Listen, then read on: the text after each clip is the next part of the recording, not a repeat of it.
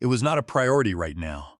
Those were the exact 5 words that the director from Human Resources said to me when I walked into his office for the 4th time in 8 weeks. The director, a man named Peter Albright who had sat in that vanilla-scented office for 25 years, did not even lift his head from his desk.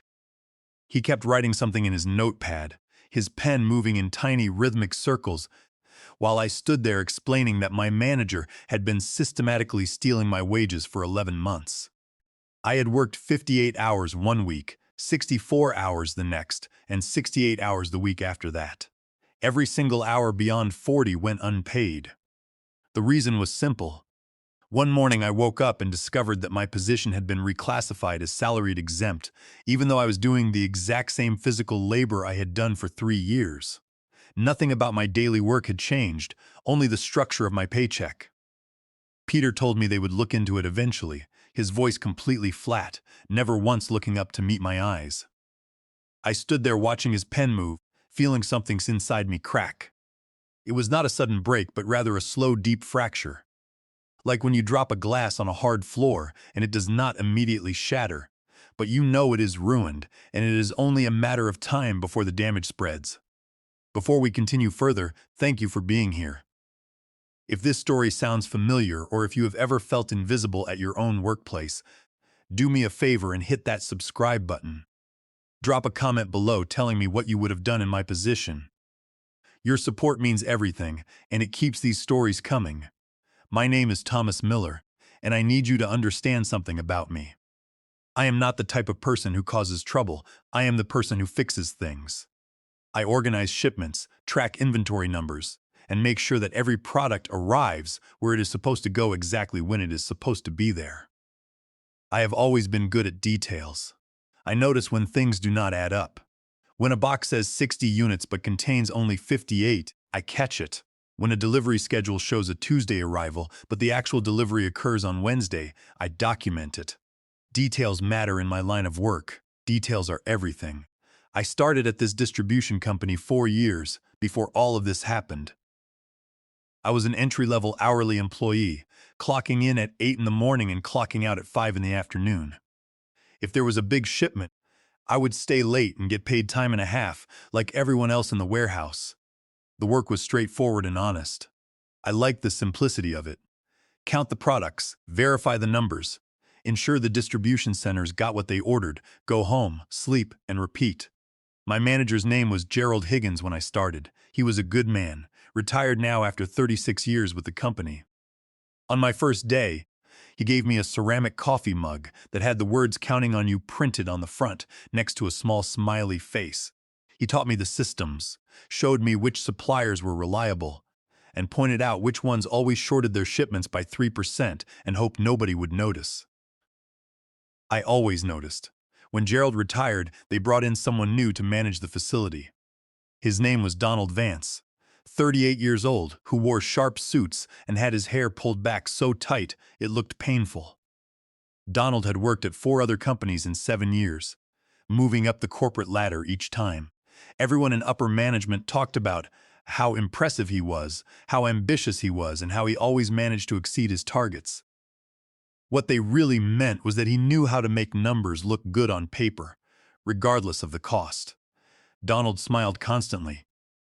It was not the warm kind of smile that makes you feel welcome, but rather the calculating kind that never quite reached his eyes. It was as if he had learned how to smile by watching instructional videos instead of actually feeling any human warmth. He would walk through the warehouse smiling at everyone, asking how we were doing, and remembering our names and birthdays, but his eyes were always doing something else. They were measuring, calculating, and figuring out where he could trim expenses. 6 months after he took over, he called a department meeting. 14 of us gathered in the break room. He stood at the front of the room with the presentation printed out on regular paper because we did not have a working projector in that building. He smiled and announced some promotions. My name was on the list. I was being promoted to Senior Inventory Coordinator, a salaried position paying $65,000 a year. After the meeting, I went home and did the math. I had been making $60,000 a year with my regular hourly rate and overtime. $65,000 sounded like a nice raise until you realized I would be working the same 60-hour weeks without any extra pay. That meant I was getting $5,000 more per year for 10 extra hours of work every week, which broke down to roughly $9 per additional hour. That was significantly less than what I was making before the promotion. I went to Donald's office the next day to ask some questions about the new salary structure. He gestured to the chair across from his desk and asked what was on my mind. I told him that the hourly breakdown seemed lower than what I was earning before with my overtime. Donald leaned forward, his smile tightening, and told me that I was salaried now. He said that I was not paid by the hour anymore, but rather for the value I brought to the company. He claimed this was a major step up, bringing more responsibility and more prestige, and showing that he trusted me with higher-level work. I asked him what he meant by higher-level work. Donald smiled, leaned back in his comfortable leather chair, and said I would be handling strategic inventory management, which would give me more autonomy and more decision-making authority. I pointed out that the automated database system already handled all the strategic routing and space allocations. Donald brushed my objection aside with a wave of his hand, claiming that the computer was just a tool and that I was the one directing the operation. In reality, I counted inventory. That was what I did, that was what I had been doing, and that was what I would continue to do. Nothing about the new job description suggested any strategic analysis or administrative autonomy. I organized boxes, scanned barcodes, and verified delivery manifests. It was necessary work, but it was not managerial. I asked Donald if I could choose to remain hourly. His smile tightened, and he said that he was offering me career growth. He asked if I did not want to advance in my career, saying it in a tight, warning tone that made me feel like I had suggested we set the warehouse on fire instead of counting the stock. I felt my face get warm, and I told him I would think about it. He told me I had until Wednesday morning to finalize the paperwork. I went home that night and sat at my kitchen table for 4 hours trying to decide what to do. My apartment was a modest one-bedroom place that was a 20-minute drive from the warehouse. I had lived there for 5 years and had never once been late on my rent payments. The extra $5,000 a year would be nice on paper, but losing my overtime pay would cost me much more than I would gain. I sat in the quiet of my kitchen, drinking a cup of cheap black tea, and calculated the numbers on a yellow notepad. I looked at the worn linoleum floor, the ticking wall clock, and thought about my monthly budget. I wrote down my standard expenses: rent, electric bills, internet service, grocery costs, and car insurance. The price of everything in Greensboro, North Carolina was rising, and I had to be careful. $65,000 divided by 52 weeks is $1,250 a week. At 40 hours, that was $31.25 an hour. But at 50 hours, it dropped to $25. At 60 hours, it became a miserable $20.83 an hour. Compare that to my old hourly rate of $28.85, which rose to $43.28 during overtime hours. I was voluntarily signing away thousands of dollars. Still, Donald's words kept circling in my mind. He was the manager, and rejecting the offer would paint a target on my back. I knew it was a gamble, but I also had to pay my bills and keep a roof over my head. I hoped that the workload would remain manageable and that I could handle it. On Wednesday morning, I accepted the promotion and signed the contract. Donald smiled warmly, shaking my hand with a firm corporate grip. He told me I had made the right choice for my future. The first month under the new contract, I worked 52 hours a week. It was not terrible, but it was already more than 40 hours. Donald immediately assigned me extra administrative tasks, like checking the digital inventory logs twice a day and submitting daily status reports that used to be weekly. The second month, my hours rose to 58. Donald began asking me to stay late to verify shipments from suppliers who were notorious for shorting deliveries.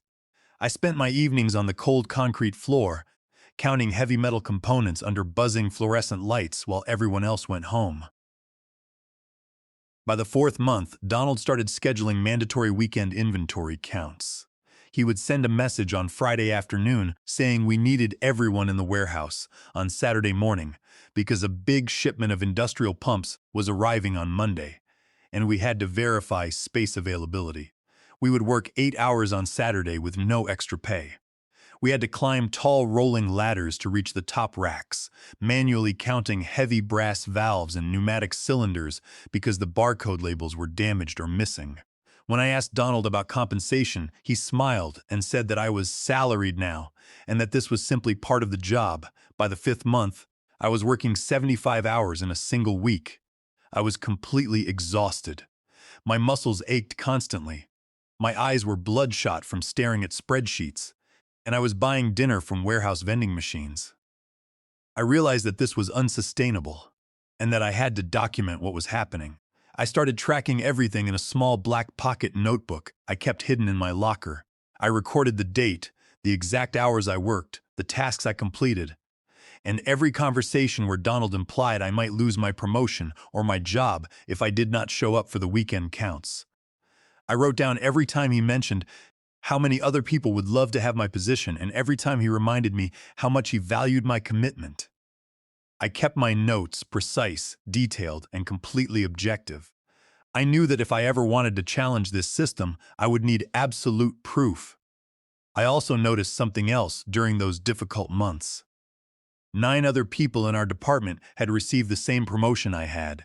All of us had been moved from hourly status to salaried status, and all of us were now working 60 to 75 hours a week without a single cent of overtime pay.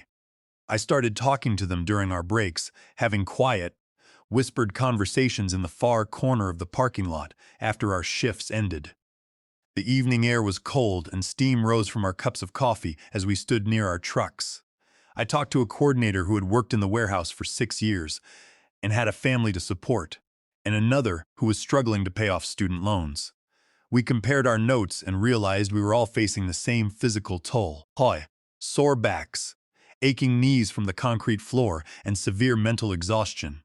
Everyone felt trapped, exhausted, and angry, but nobody wanted to complain and risk losing their job in a difficult market.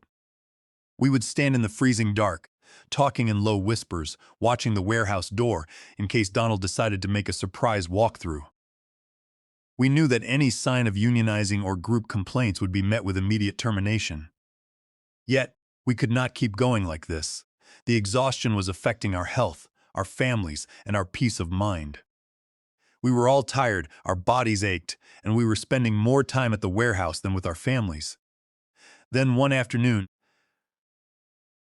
a colleague in the accounting department mentioned that Donald had received a massive performance bonus at the end of the fiscal year. He showed me a copy of the department budget sheet.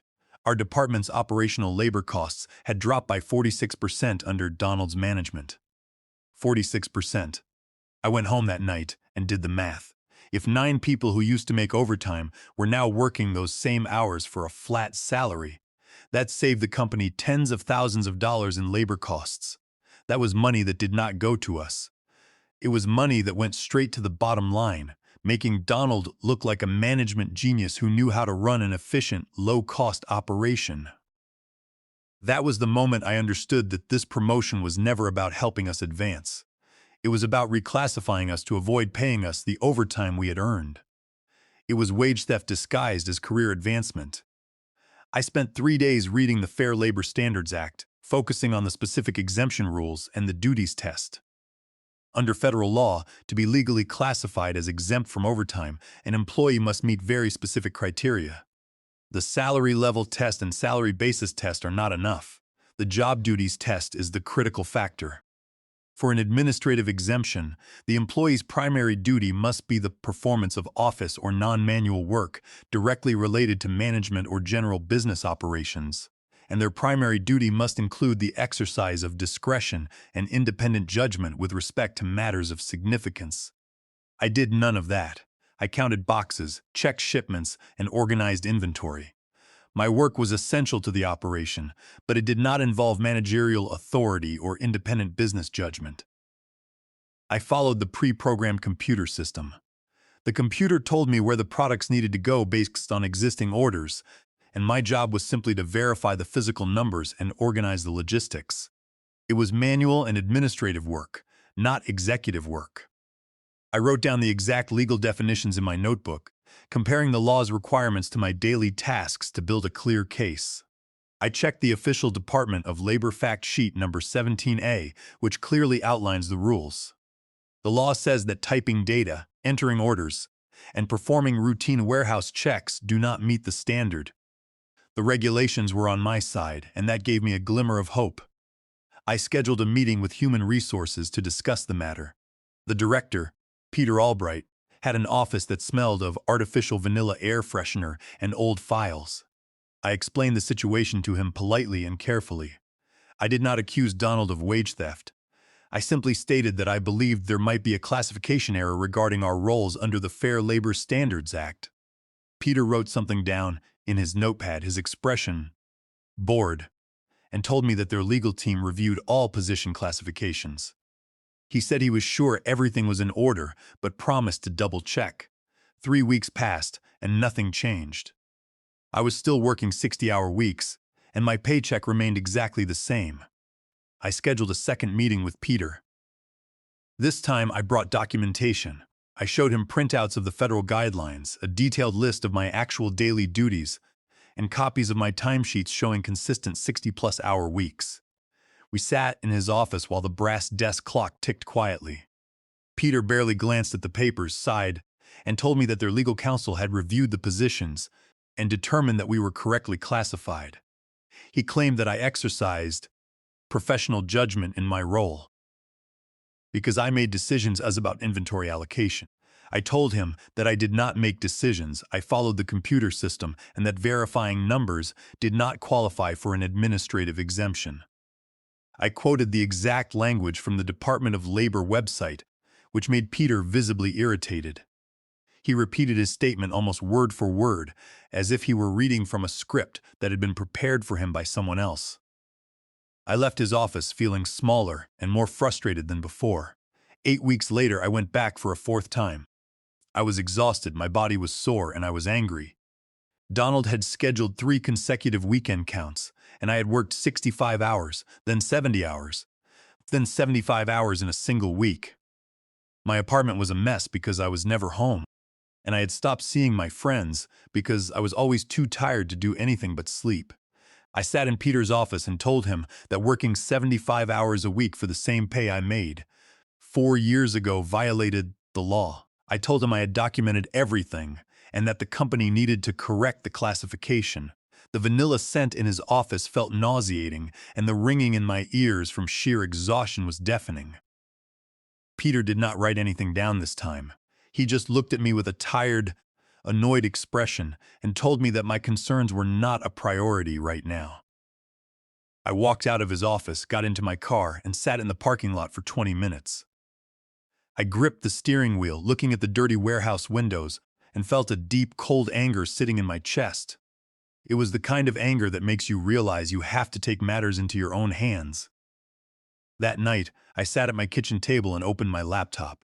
I pulled up the State Labor Board website and looked at the formal complaint form. I had looked at it before, but filing a complaint felt like a massive, terrifying step. It was like dropping a database bomb on my own career. But my attempts to resolve the issue internally had been dismissed 4 separate times. The system had failed me, and I had to use the legal framework to protect myself and my colleagues. I filled out the form slowly and carefully. I listed my personal information, the company details, and a thorough description of the violation. I attached my documented hours from the past 11 months, my official job description, and a list of my daily tasks. I also included the names of the 9 other employees who had been misclassified in the same department. Then, I wrote a detailed explanation of Donald's bonus structure, showing that he had a direct financial incentive to misclassify us to artificially reduce labor costs. I submitted the complaint at 3 in the morning, closed my laptop, and went to bed. I did not sleep well, wondering if I had just saved my career or destroyed it. 5 days passed.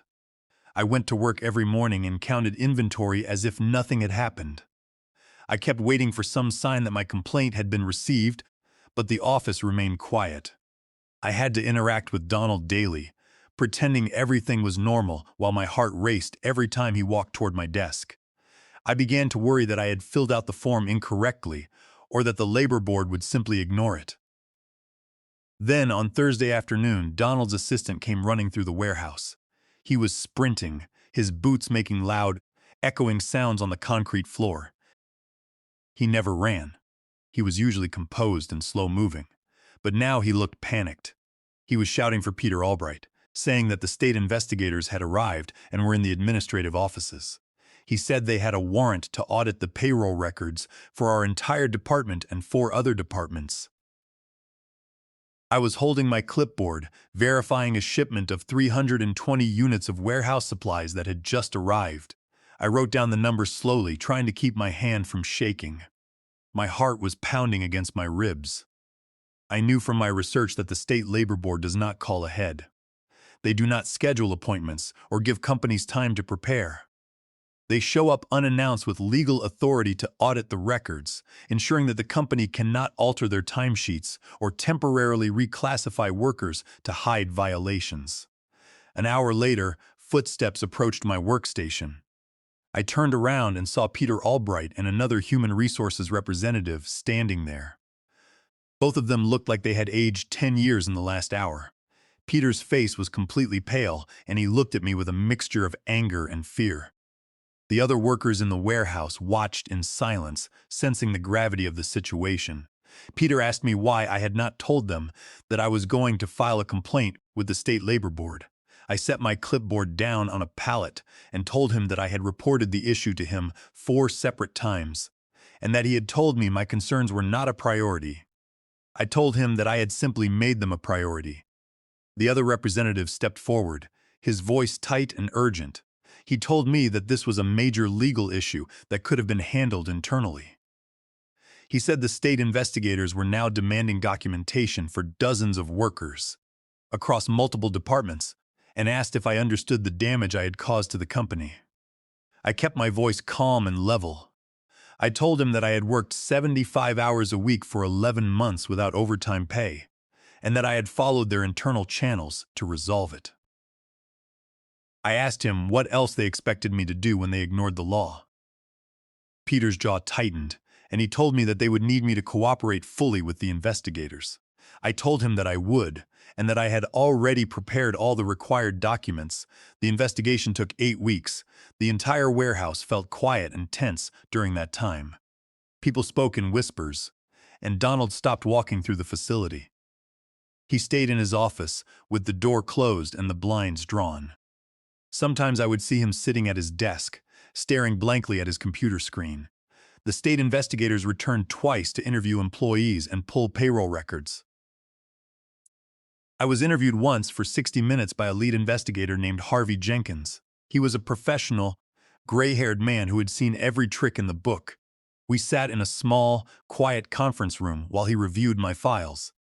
I showed him my notebook with 11 months of detailed time tracking, my job description, and the dates of my meetings with human resources.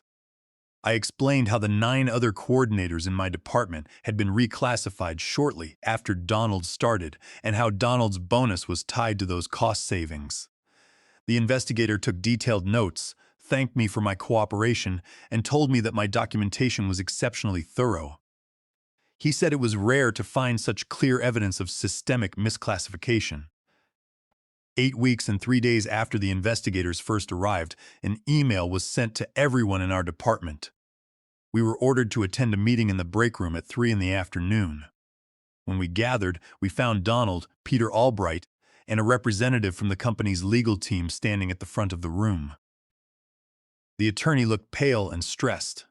He announced that the State Labor Board had completed its investigation and determined that our positions had been incorrectly classified as exempt from overtime under the Fair Labor Standards Act.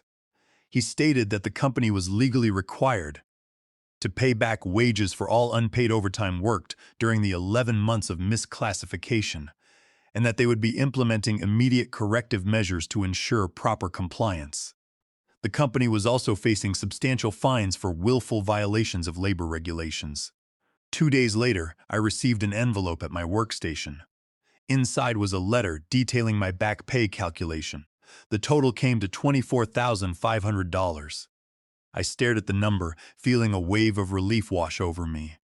It was the money I had earned, the money that had been stolen from us to fund Donald's corporate success. But the biggest surprise came 3 days later when we arrived at work and found Donald's office empty. His nameplate had been removed and his personal items were gone. A colleague in accounting explained that Donald had been terminated and that the company's legal department was clawing back 4 years of his bonuses, totaling $165,000. The state investigator's report had documented that Donald's bonuses were directly derived from the labor costs achieved through the illegal misclassifications. The company's legal counsel, eager to protect the firm from further liability, determined that Donald had enriched himself through willful wage theft. Since Donald had recently used those funds to make a down payment on a new home, he did not have the cash to return the money. He was forced into a strict repayment plan that would take him years to complete, ruining his finances and his career. The company wanted to make an example of him, to prove they did not condone illegal labor practices. Even though they had ignored my complaints for months, Mad Management brought in a new director named Walter Henderson, a calm man in his late 50s. The first thing he did was call our department into a meeting. He told us that, effective immediately, everyone who had been misclassified as exempt was being returned to hourly status. He said we would track our hours and be paid for every single minute of work, with overtime compensated at the legal rate of time and a half. He said that we could keep our senior titles if we wanted, but that fair compensation was what actually mattered. He promised that our hours would be monitored to ensure nobody was overworked. Peter Albright transferred to a different facility 4 weeks later, and I never saw him again. Donald's old office remained empty for 3 months before they turned it into a storage room for boxes of printer paper and office supplies. The other 24 affected employees received their back pay as well, with the company paying out a total of $440,000 in returned wages. I still work at the distribution center. I still count inventory and verify shipments, but the atmosphere feels different now. It feels lighter. People ask me if I was afraid to file that complaint with the state, and I tell them that I was terrified. But I was also tired of being exploited, tired of watching someone else profit from my unpaid labor, and tired of being told that my rights were not a priority. Sometimes, the only way to make things right is to take the decision out of the hands of the people who profit from the problem and put it into the hands of the law. Thank you for listening to my story. If you have ever felt like your voice did not matter at work, I hope this shows you that the legal system can work if you are willing to stand up for yourself.